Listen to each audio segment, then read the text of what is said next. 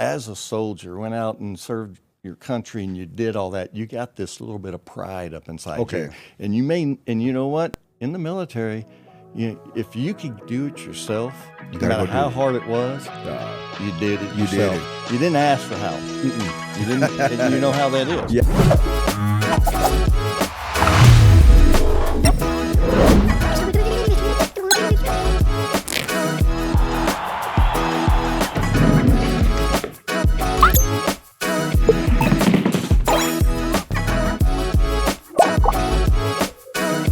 Once again, welcome everybody to El Paso Sun City SITREP. Today we have a special host, Mr. Peter A. Moody, aka Pete. He is the president of Habitat for Humanity El Paso. Pete, welcome. How are you doing today? Oh, thank you. I appreciate you having me. Thanks, most David. definitely. Look, first and foremost, I'm so excited to have you specifically for the organization which you're currently running. I want everybody in El Paso to go out there and learn and see exactly what you guys are doing. So first and foremost, can we start a little bit about you? Can you tell us a little bit about yourselves for the audience? Yeah, for me, I'm a retired military. I spent almost 32 years in the Army, and then after retirement, I relaxed a little bit because we all think right. we all think we got to relax a little bit. But I had that call to service in me. After almost 32 years, you had that call to service, and I was doing a little volunteering at some of the nonprofits here in the city, and then I got approached by one of them that said, "Hey, you know what? With your talents, we could use you on staff. Sweet. Here's what you can do to come in and help us." And eventually, I was running that organization. And then I retired again from it, like almost 8 years after. And then 6 months after the second retirement, I had, I played golf with some of the board members for Habitat for Humanity, and they were picking at me on the golf course about, hey, what about this and what about that? Man, with everything, your talent, everything you got, and you're still a young man, that's what they tell me. So there you your body go. doesn't tell you that sometimes. But, yeah, that's a complete different story. So I decided, like the country song. Yeah, so they asked me to come in and give a hand. So I started volunteering with Habitat, going in and helping them kind of readjust some of their business practices and some of the things, and kind of get them organized. And about 6 months into that volunteering, they kept poking at me some more. They needed someone to come in and actually run the organization. So I agreed to do that, and here we are today. Excellent. So let's kind of just dive in and kind of address the elephant in the room. Like, what is Habitat for Humanity at El Paso? Like, can you give us a little bit of a history, and then can we just kind of jump in into, like, what are the line of efforts? Like, how are you guys affecting the community? Please, can you give us just a quick little... Well, Habitat for Humanity, it's an international organization. Okay. All right, so we believe at Habitat that everyone should have a safe place to live. That's what we believe. Yeah, it's a God-given right. Yeah. So our mission is to make it affordable for anyone to have a home. We're not a handout, we're a hand up. We're going to help people get into homes. So everyone knows that Habitat builds homes. If you know anything about Habitat, we're going to build a home. But that's not a free home to the homeowner. We're going to help that low-income family and get them into that home because we're able to provide them no-interest loans. We're able to get donations to build most of that house. So they're not jumping in. They're not jumping into a $300,000, $400,000 mortgage because we've got most of it donated, and we're going to make sure that the little they do have to pay is at no interest. So we're able to do that for them. So that's amazing. So basically, through the donations and through, you're cutting the cost. Yes. So now, how long has Habitat been around? Habitat for Humanity here in El Paso started back in 1982. 1982. We are the third oldest habitat in Texas. Wow.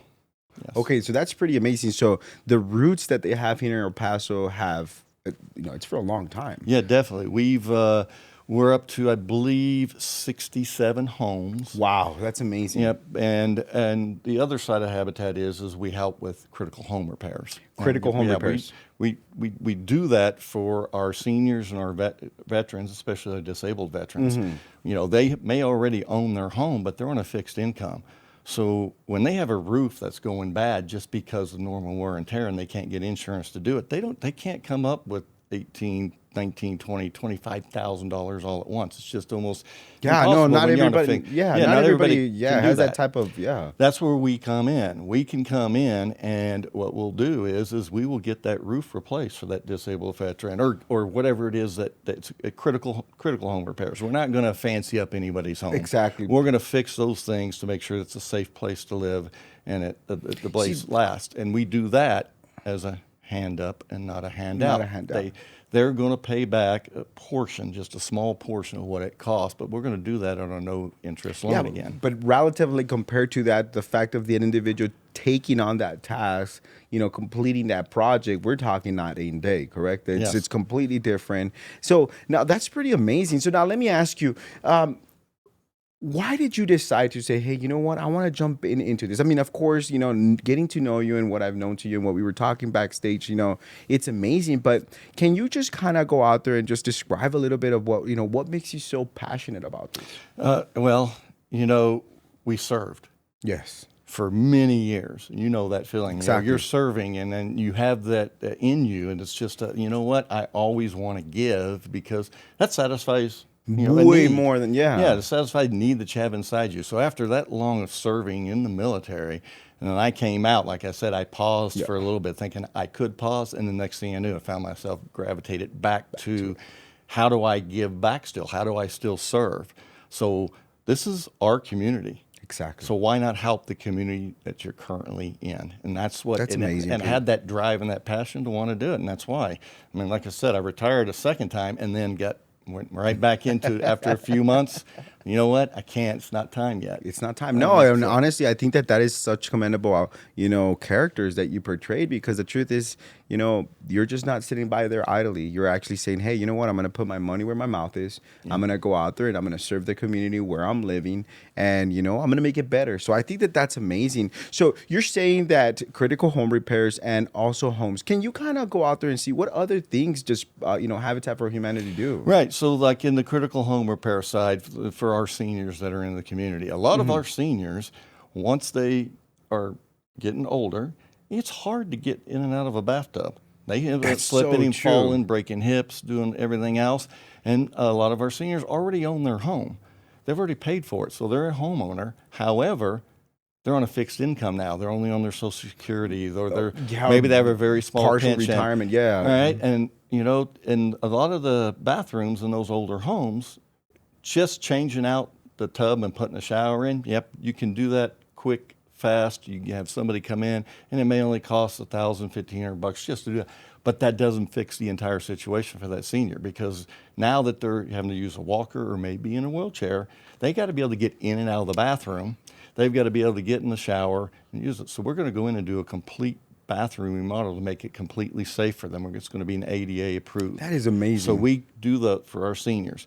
Disabled veterans, it's the same thing. Depending on what the disability is, as time goes on, you might need wider doors, you might need ramps, you might even need a whole new space built for certain things. Like some folks have certain disabilities that require physical therapy at home.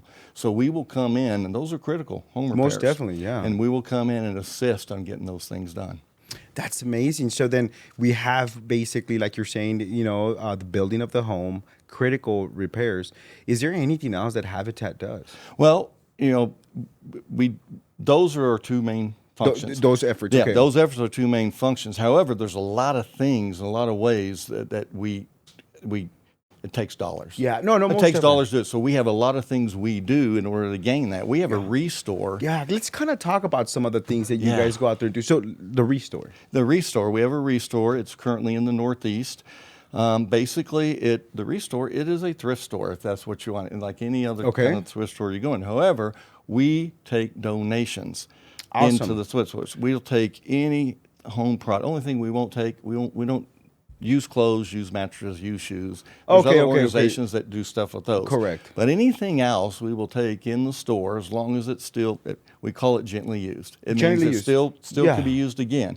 But we get it as a donation, resell it, then those funds are some of the funds that we use for those critical home repairs or building homes. Comes from that. So those donations, it's critical for us to keep those donations coming in. That is awesome. So that we are that's a funding source for some of the projects that we do. That's only one funding source. That's one funny. Let me ask you this. And right now, I want to go out there and I want to jump to see exactly how Habitat makes this. Which, of course, like you said, everything does take some type of funding. So let's kind of stay with that the resale store. So I'm a homeowner. Let's say I don't know. My wife and I decide that we want new furniture. We look at our actual sofas. They're not bad. We just simply want to change. We're blessed because we're able to. Just give an example. I don't have to throw them away or have them hauled off. Or have them hauled off. Because you give us a call and we'll come get it. No way. So there, you actually guys do the effort to where people could actually go out there. You guys would physically go out there and pick it up. Like we were talking about, you would walk in the house. Pick it up, put it in the pickup or whatever you're loading up, and then take it down to the actual. Yes, okay. We actually do that. That's I'm glad you brought that up. I mean, on our website, you can go to our website. There's what is your website? If you could go ahead. Our website is habitatelpaso.org. Habitatelpaso.org. Okay. And you go into the website. It's very easy and it's very easy to navigate. And all you have to do is either click a button and send us an email. Really? Or you just click a button and if you have web calling, it's going to call us. And, and it's going to go straight to our store manager, and we have a schedule that we keep. We try to keep our truck and our guys doing it on the road constantly. Sometimes we get slow times, sometimes we don't. But we'll come and pick up all those items. One of the projects that we do is one of the things we do is we try to partner with HOAs. And we let the HOAs know, hey, let's do a day in your community. Pick a day, 3 or 4 hour span. And once that HOA's done that, we call it curbside kindness. Curbside kindness. Okay. Curbside kindness. Yeah, kind of explain that. It's a whole community we do in one day. So we will then, once the HOA has made the date, we will then advertise for them. We put it through our marketing, everything else, and we will send them that to the HOAs. They can email all their homeowners and say, this day, this time frame, anything you got in your house, as long as it's reusable, but you just want to get rid of it, spring cleaning, whatever you want to call it. Yeah. Put it out on the curb during that time frame, and then we've got our team going up and down the roads. That is pretty sweet. I could just kind of imagine. So basically, you do have a road, just piece of street, and then everybody puts their things out. And our team goes just and picks them up, along with some volunteers, because on those days, we're filling up a whole truck, so we got a lot of volunteers. On our box truck is going to get. And I would imagine if you have like an elderly person that wants to give their things away, you go in and get it if they allow you to. Okay, exactly. Sweet. So that's so cool. So if you guys are an HOA or know of an HOA or anybody out there, you could most definitely go to the website of Habitat for Humanity and actually set something up such as that type of pickup. Exactly. That's amazing. Okay, sweet. Now, so what that's other one funding source? What other type of funding source do we have? All right. So grants, of course. Grants. That's partially part of my business is you got to sit down, search, look, and then apply for some grants. So we do get some grant money through Habitat International. We have some national partners. Home Depot is one of those national partners. Wells Fargo. So they have grants that we can apply to. And of course, they only have so much money. You apply and you get what you get, and then from there we go into our fundraising. Okay, awesome. So our fundraising is one of the largest most money that we can get, unless we get lucky and get one of those big state or federal grants. So those would be very nice to get hold. However, the competition for those is there. But when it comes to fundraising, we do a very large fundraising event each year, and it's over at the Top Golf. Yeah, so let's kind of talk about. Can you kind of go ahead and give us the date? I wanted to, and like I said, I want to revisit this once again. But when is this actual event, and is it open to the public or is it just private event? Can you kind of give us a date and time frame? That way we could just let the our Top Golf event is going to be on June 1st. It's going to be that's a Sunday. It's that Sunday afternoon. And to get into the event, you have to at a minimum sponsor a bay. So it is kind of semi-private. That's the part of being the fundraiser. Okay, yes. So you pay for a bay and sponsor a bay, and then 8 people per bay. So you can bring 8 of your family or friends and come and have fun and good time. And the food and drink and all that's part of the sponsorship. And it's just going to be a great time. We're going to have some entertainment there. We're actually going to have a mentalist there. So if you're afraid to for other people to find out things that he may be able to be. You know how those mentalists are, man. Yeah. Sometimes you think they can really read your mind.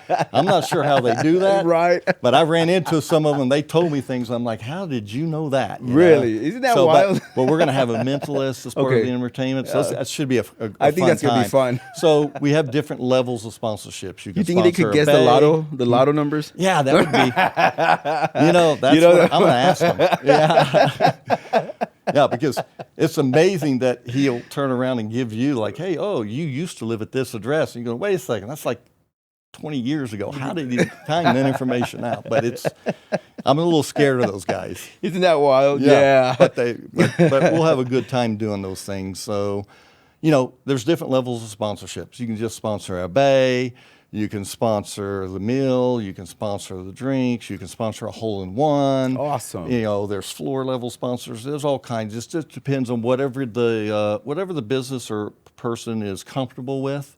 But we were talking about before we started. Hey, there's a level for everyone. There's a space for everyone, and all the proceeds, every bit of profit that we I was get, about to get to that. every single bit of profit that we get goes right into our account that we use for nothing but those projects. You see, so that's amazing. So people out there, if you're a business owner, or if you're a group of individuals that are like, hey, we want to go out there and we want to feel like you said that hole that all of us have is saying, hey, I want to go out there and do something much bigger than I.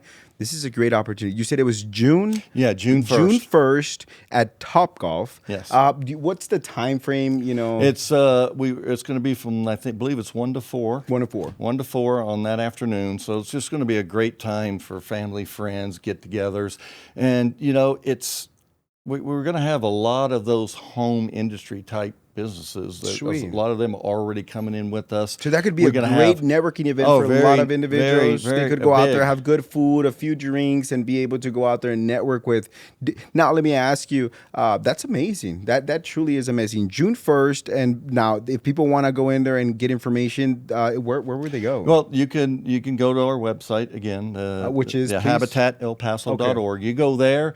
It's right on our landing page when you open it up, and all the information's there. So if you want to get involved, just either send an email or there's a phone number that's sitting there. And, or call me directly. My number is public information, my cell phone. Really? I don't believe in hiding it anywhere. Right. So I put that on my business card. It's on the website, and that's 412-477 9227. 9227. So therefore, you guys heard it. If you guys want to go out there and find out about, or participate in this, you guys are able to go in there and go through the website or contact Pete, and we'll make sure we'll put the phone number, in the screen. Now, one of the things that I wanted to go in there and ask and kind of go back is, that's so amazing. Those are some of the sources of revenue. Let me ask you this, though, because the big question is, well, this is something that is available to the public, like you said, to individuals that are, potentially in a lower income threshold or veterans. Now, let me go in there and let me ask you this. What's the process? Let's say that I'm on this other side and I want to go in there and I feel, hey, can Habitat help me? Yep. What would be the process for that? Well, it's, again, same way. Contact us directly by email, by phone, or if you go to our website again, there is a place on the website. When you click it, it opens up and you put all your basic information in, and it sends an email directly to us. Okay. And we get that information, and then we start that communication. That's the first step. That's step number one. Step one. And honestly, that's the biggest one. Take action. Take action on yourself. Contact us, and then we'll start that dialogue. And from that dialogue, it moves into an application process, because of course we're going to go through an entire. We have to be good stewards of the money. No, of course, yeah. No, so most we're going to make. You guys wouldn't been in business for that long if you guys weren't actually doing things correctly. Right. So we're going to go through that qualification process. It usually only takes a week or so.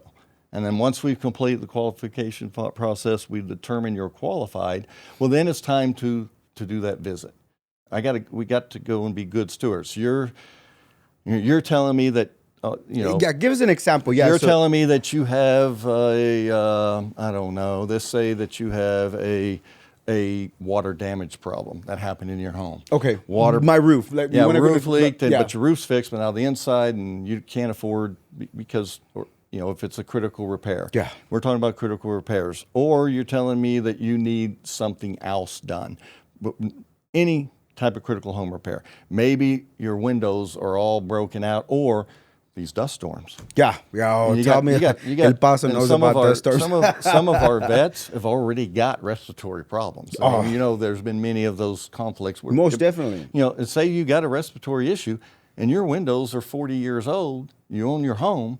Yeah. But you're on a fixed income, and it's, we're talking $15,000-$20,000 to replace all those windows. Yeah, I know that's But an expensive. those dust yeah. storms, you go in your house and you got, there's a quarter more dirt inch of dust inside than than- outside. Say that's the issue. You're Yeah. telling me this. Yeah. Well, just because you're telling me doesn't mean it's really a critical repair. So that's when we're going to once we Therefore, get you there's an qualified, we're going analysis. to we're going Yeah. to come in and do an inspection. We're going to bring in some qualified experts for that. They're going to take a look at it, and once we've determined that, yeah, this is a project that we got to do, then that's where I come in with a couple of my staff. It's time now for us to find the funds. There we you go. know what? Are we going to pay for this out of a grant that we may have that helps, or are we going to pay for this out of those funds that we've been putting into our account from the Restore and our fundraising events? Or every now and again, I have businesses that are out in the community. They tell me, hey, look, I want to help, say, a veteran. That I want it to be a disabled veteran. I want this, I want that. As soon as one of those come to you and you've qualified a project, come to me, let me know what it is, and I'll write you a check. I've Wow, had businesses. that's amazing. That I've is had amazing. There's 2 or 3 businesses that's done that, and they pay for it directly themselves. Wow. All right, so it's the same process when it comes for the whole build, the new home builds. If you have a family, and they're hard workers. Everyone, when you get these folks, they're hard workers.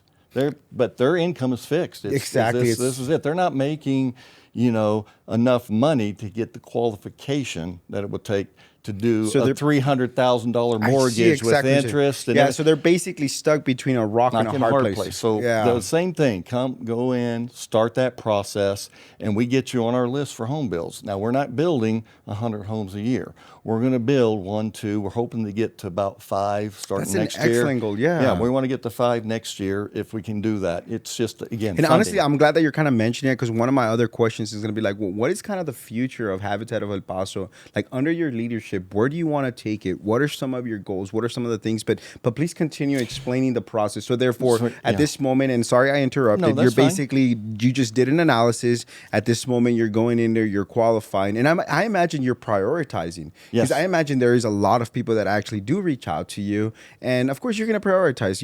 If you have an individual who, depending on age, maybe their income is a little bit, higher to somebody who has an older age, who has lower income, well, common sense would tell you, hey, let's kind of try to prioritize, this. You hit the nail on the head. You just explained it exactly. okay. We do prioritize in that manner, because I may have 6 applications for tub to showers. Okay. And you know what? I can do maybe a couple a month, maybe 3, sometimes 4 a month.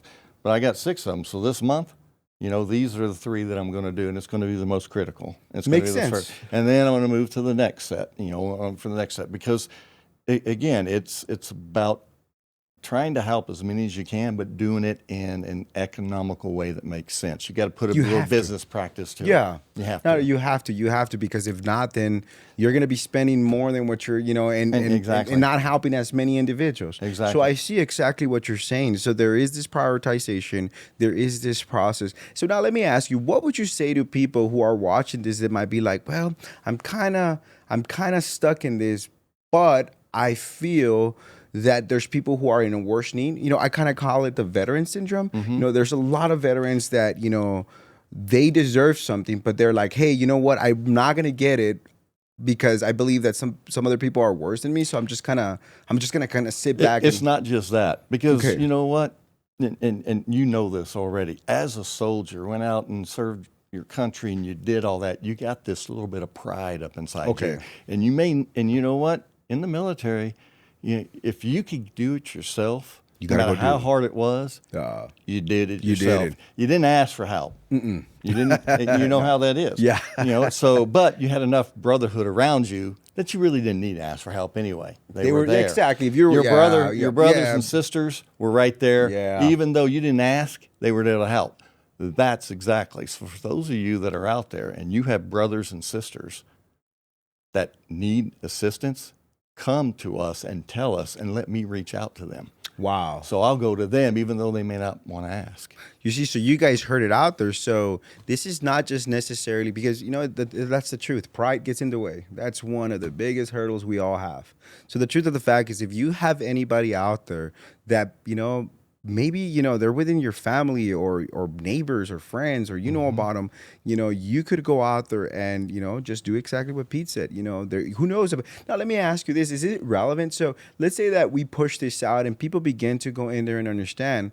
Then all of a sudden you guys realize that there's a higher need, that all of a sudden we're like, oh my God, there is a lot of people that need this type of actual help. Would that be beneficial for Habitat of Humanity? Oh, of course it would be. I mean, justifies, the ends justifies the means. The end justifies the means. You know what? Overwhelm us. There you go. That's the call to action right there. Yeah. Overwhelm us. Give it to me, and then let us go and figure it out. We will figure. Because here's the thing. You know what a closed door means? You got to look for an open window.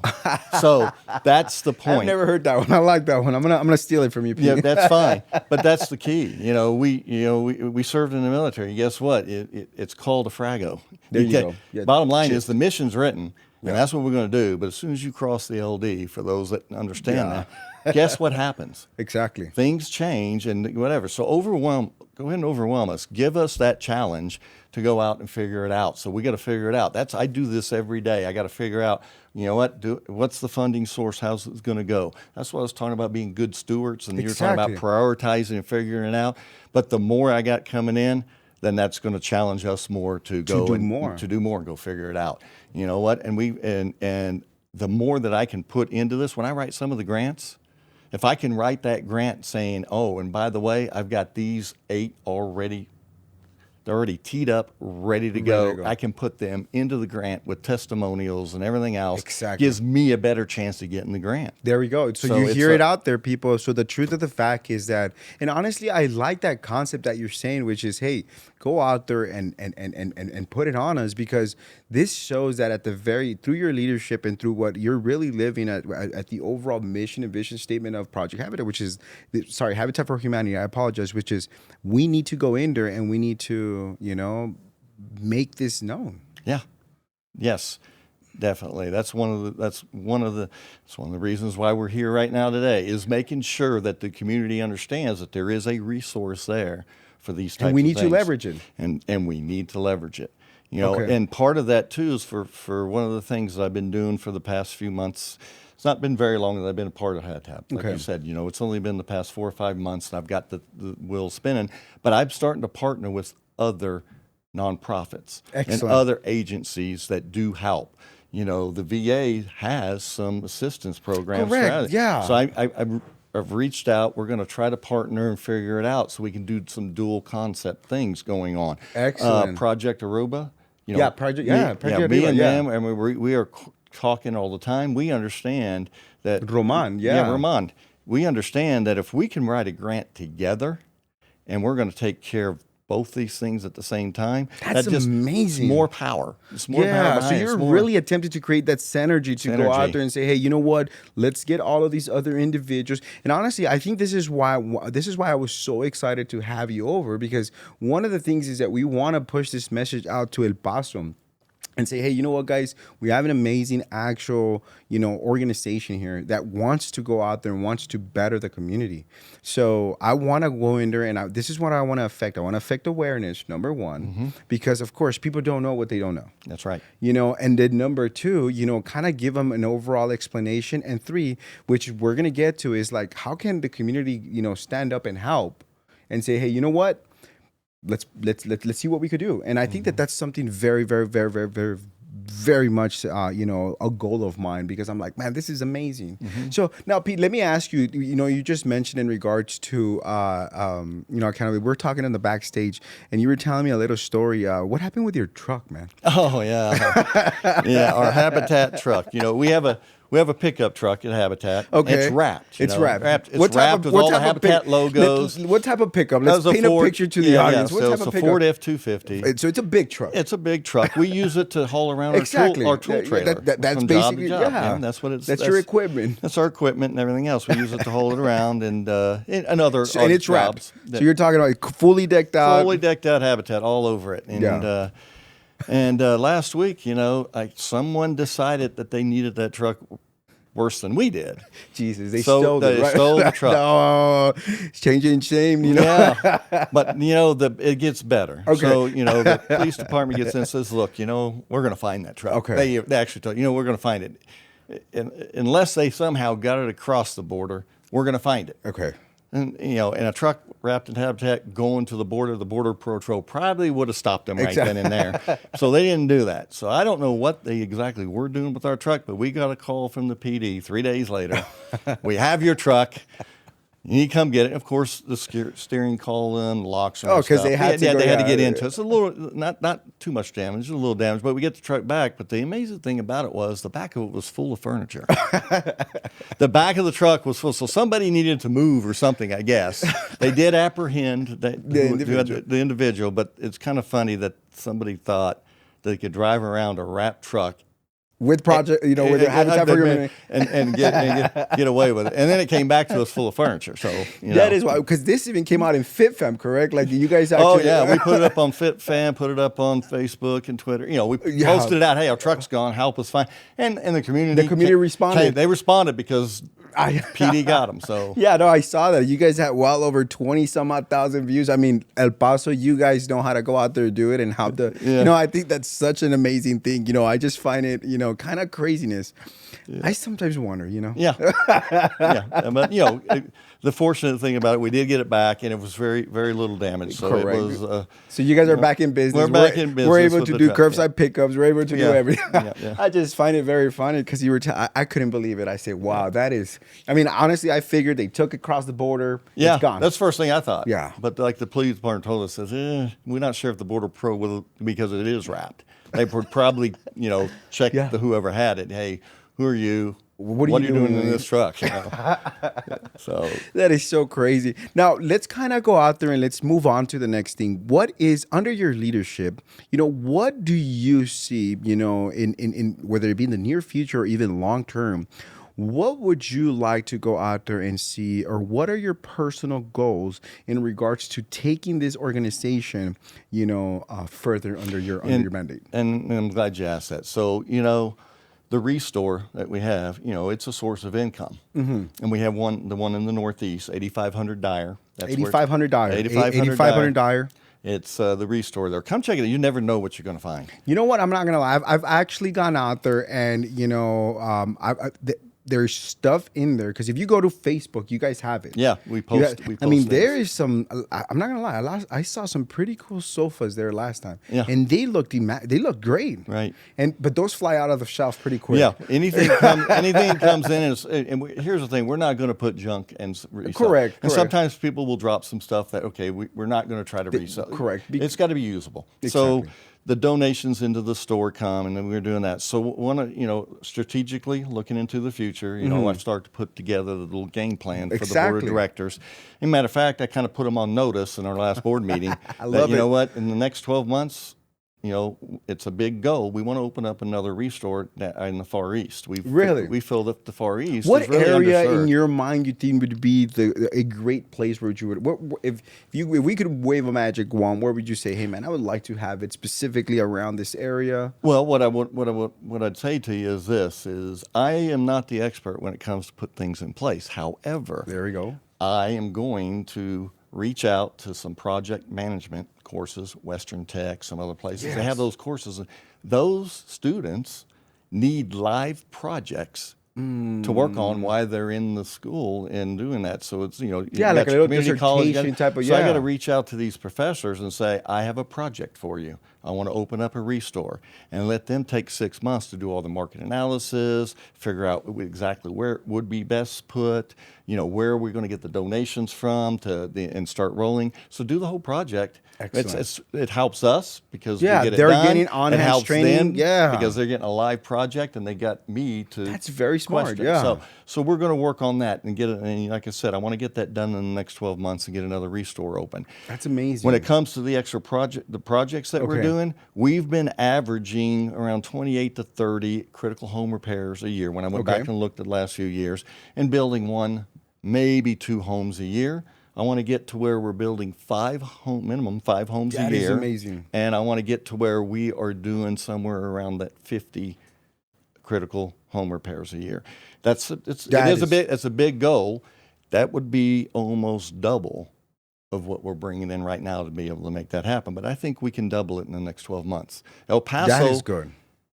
Is a great community, and when we got good things going on and they see it and El Paso sees it, does. I see how they will get behind it. You know what? And honestly, I'm so glad that you kind of mentioned that, because it is a huge shout out to El Paso. El Paso is a big city. It kind of does have a small town mentality, and I love that about it, because once El Paso goes in there and the community decides to back something, they go all in. They go all in. Yes, they do. And I think that that's an amazing thing. And you know, my beautiful people from El Paso, you know, God bless you for actually going out there and be that.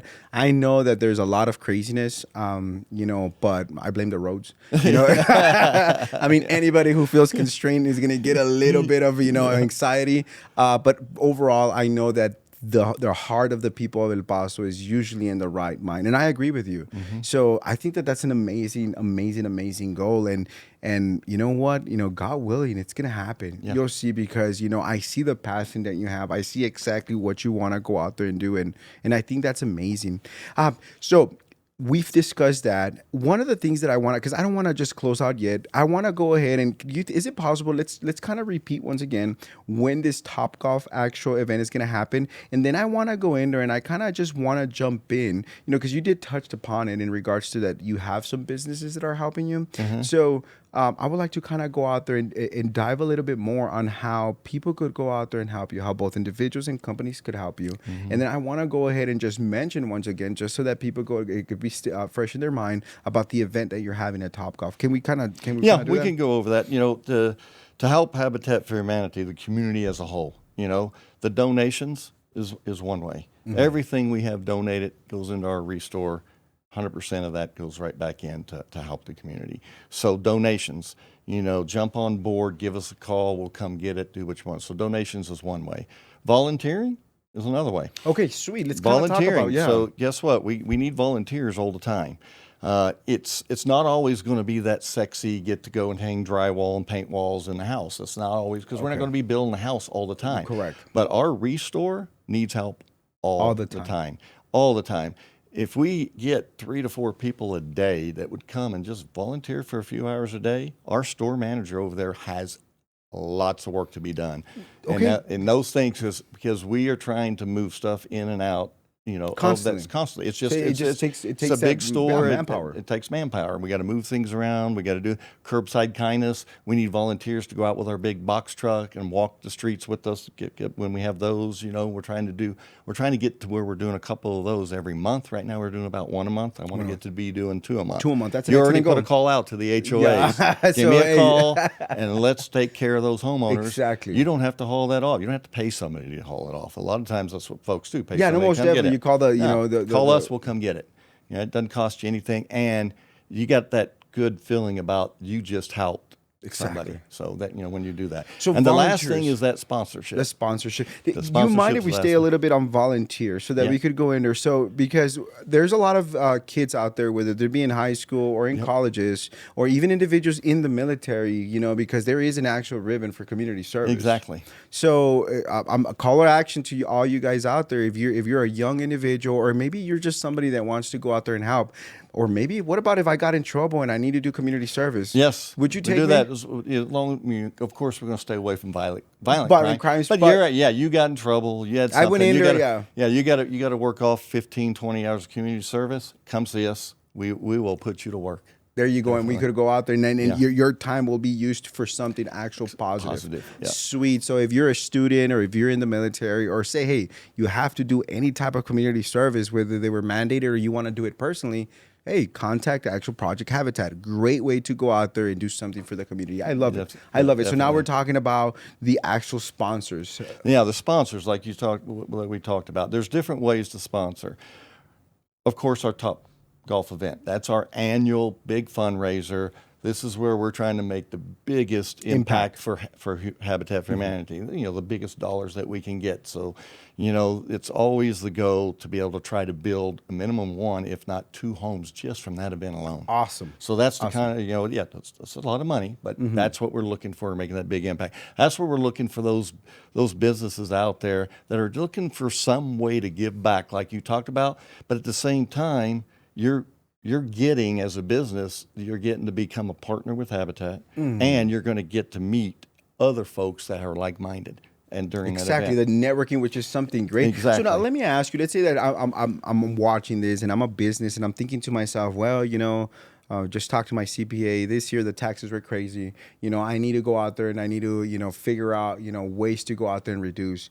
If I'm thinking to myself, if I donate to Habitat, would I actually at the end of the year get some type of form or something? Exactly. If you donate, so you see, no brainer. So when you donate, then yeah, it's a charitable contribution to an organization. And then of course I'm not a CPA, but I have one myself. Exactly. And the charity I give, I just bring that receipt into and give to the CPA, and that little, and then that kind of goes in there, a little bit of a write-off for your little taxes. write-off. So there you go. That it helps reduce your exactly. Your so it could be a income, very smart business move for you out there if you guys are getting to see this, or somebody that has a business and is complaining about the IRS. This is a great way for you to go in there and leverage a little bit of your actual way to donate and do it in a correct, awesome, amazing way and help the community. So exactly, it's either that or you can keep paying the higher taxes, and then those funds are going to go to a different community. Exactly. This way, your money's staying in this community. This location. I think that's an excellent point. So now, Pete, is there any other things that you would like to say? Because one of the things that I kind of also want to go out there and talk about is, if there's anything that you have in your mind, and then I would like for you to actually just kind of look at the camera and what would be your last words, and then also if you could actually give us once again your website and your phone number where people could contact you, I would greatly go in there and appreciate that. Any last words that you would like to? Well, El Paso community, what we're doing is helping each other. We're in this together, and you know what? And instead of thinking of it in ways of, I can spend my money here or I can spend my money there. You can do, dollars helps. That's what it does. You know what? It's a call to action. The community of El Paso is a great community. Everyone deserves a safe place to call home and live, and that's what we do. We help get those individuals that would probably never, ever be able to qualify for a home loan, and we make it affordable, and that's what we do. So our event on June 1st, give me a call if you're interested. We will get you into where you think whatever level of sponsorship you believe is best for you. Then our volunteering at our restore or coming and on our job sites when we have them, we start a volunteer list. We give everyone a call when we have our big projects. We could use all the hands. The more hands, better. The less money it takes to, pay for labor to do some of those things. So the website again is habitatelpaso.org. And then my phone number, direct line, right in my pocket, 412-477-9227. If you have any questions, doubts, you have suggestions, or if you just want to call me and ask me, how you can get involved, give me a call. We'll have a conversation. Awesome, Pete. I truly do want, first and foremost, I want to thank you. I want to thank you for what you do. I just believe truly that this is an amazing program and organization, and I really want to thank you for actually coming by into the program and giving everybody a situational report. For those, the Sun City SITREP, that basically what it is a situational report of amazing things that are happening in El Paso. So, Pete, I really want to thank you. I want to thank you for what you're doing. I know that Habitat for Humanity, under your leadership, is in the right hands, and honestly, I really do appreciate you. Well, I want to thank you. I want to thank you for having me. I want to thank you for having the passion that you have. It is great to, like I said, it's great to have like minds and be able to say, hey, this is, and you are a fantastic promoter and sponsor for Habitat, and we appreciate that. Oh, I want to thank you, honestly. So one of the things, if you guys really went in there and enjoy this is your host, David, with Sun City SITREP. Remember to like, share, and follow, and pass the word around El Paso for you guys to go out there. There's such amazing things going on in El Paso. Not everything has to do with the traffic. So, you know what I'm saying? Once again, we want to thank you. God bless. Until the next one. Thank you so much.